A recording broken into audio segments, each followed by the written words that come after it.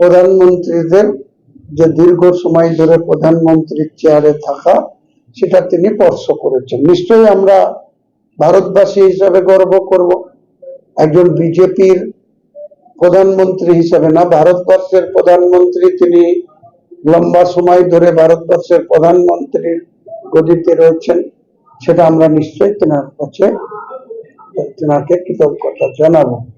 কিন্তু যে সমস্ত ব্যক্তি বিজেপি বিরোধী লোকদের ভোট নিয়ে নির্বাচিত হয়েছিল, সে আবু তাহের খান, খলিলুর রহমান কিসের স্বার্থে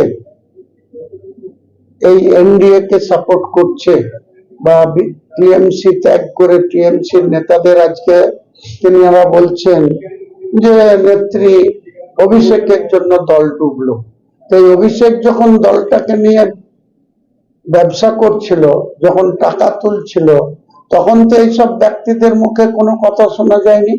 আমরা সে কথা বলতে গিয়ে আমাদেরকে বারবার শোকজ খেতে হয়েছে, ওয়ার্নিং নোটিশ খেতে হয়েছে, আমাদের সিকিউরিটি উঠতে হয়েছে এই সমস্ত ন্যায় কথা বলার জন্য।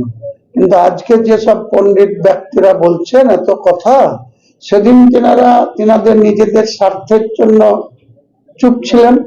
এগুলা আগামী দিনে যখন নির্বাচন আসবে, সেই নির্বাচনে এরা যোগ্য জবাব পাবে। যদি আবার কারো হাত ধরে ভোটে দাঁড়াতে যায়, তখন সাধারণ মানুষ কিন্তু এদের যোগ্য জবাব দেবে বলে আমার বিশ্বাস।